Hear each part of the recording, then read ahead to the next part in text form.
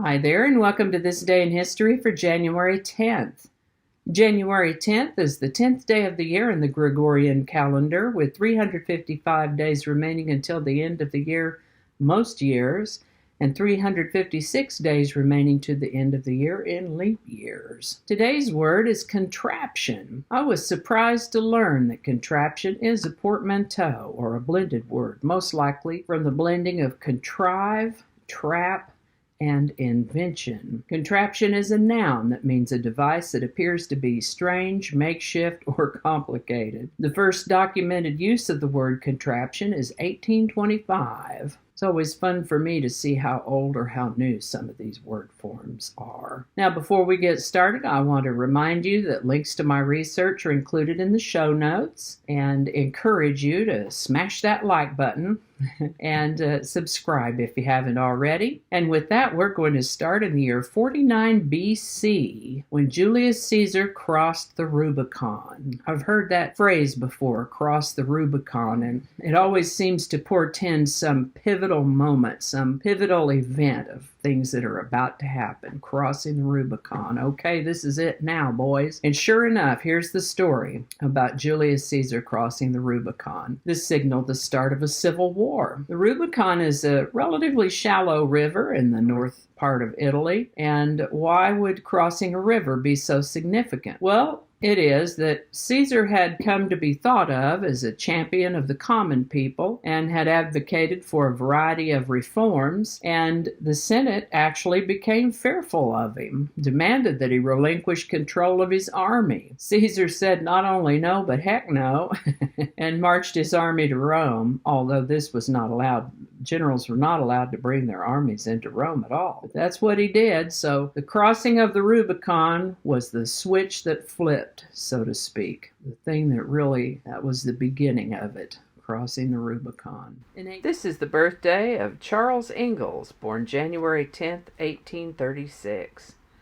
He was a farmer and a carpenter and the father of Laura Ingalls Wilder, known for her Little House on the Prairie books.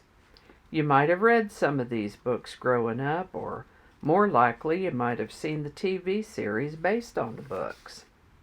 Charles Ingalls was depicted as Pa in the books and on the TV series, and he lived to the age of 66. On January 10th of 1861, Florida became the third state to secede from the Union. In 1870, John D. Rockefeller incorporated Standard Oil. In 1901, the first great Texas oil gusher was discovered at Spindletop in Beaumont, Texas, signaling the start of the U.S. oil industry. In 1920, the Treaty of Versailles took effect, officially ending World War I. Also in 1920, the League of Nations Covenant entered into force. In about another week, the organization will hold its first council meeting in Paris. In 1923, President Harding ordered U.S. troops home from Germany. 4 years after the end of World War I, President Warren G. Harding ordered U.S. occupation troops stationed in Germany to return home. In 1941, FDR introduced the Lend-Lease program to Congress. This plan was designed to help Britain, but still keep the U.S. only indirectly involved in World War II. The Lend-Lease program provided for military aid to any country whose defense was vital to the security of the United States. Congress overwhelmingly accepted the plan, which only staunch isolationists opposed. This way, we could lend arms to Britain with the understanding that after the war, America would be paid back in kind. Also, this plan did not require immediate repayment, and the United States commandeered what was left of Britain's gold reserves and overseas investments to help pay for the increased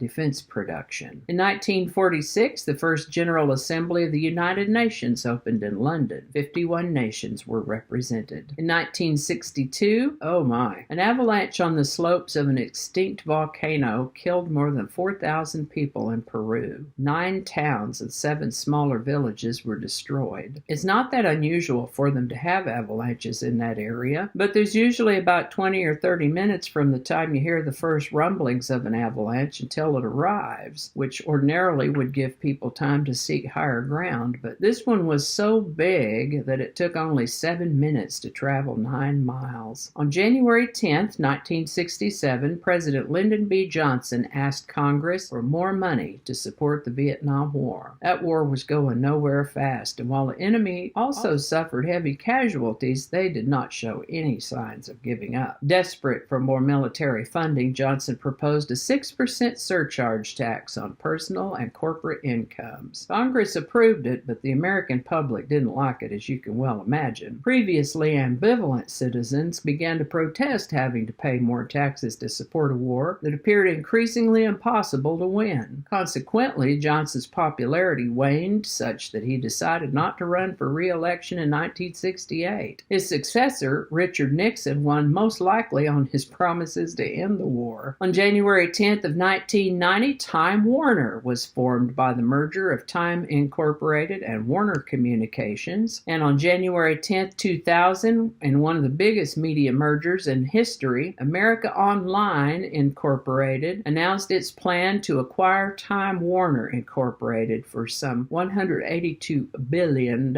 in stock and debt. The result was a $350 billion megacorporation, AOL-Time Warner, which held dominant positions in every type of media, including music, publishing, news, entertainment, cable, and the internet. On January 10th of 2008, the world's cheapest car debuted in India. At the New Delhi Auto Expo in India, Tata Motors debuted the Nano, billing it as the world's cheapest car. The anticipated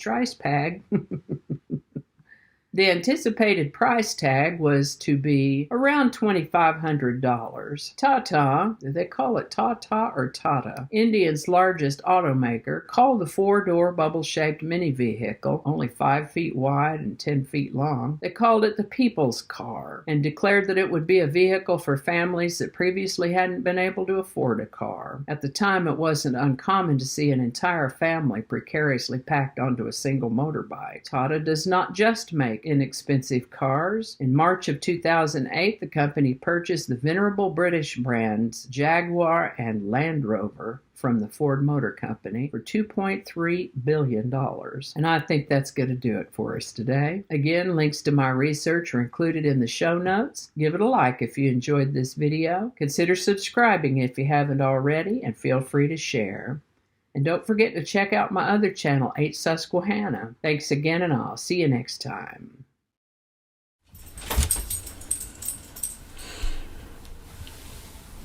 It helps if you actually remember to hit the record button.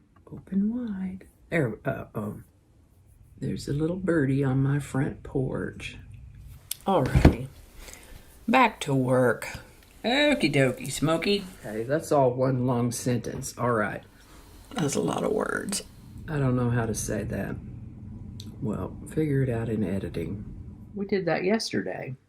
Some things just can't be done.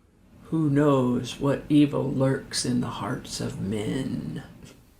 She's not a man. See, this is what happens when we're not scripted.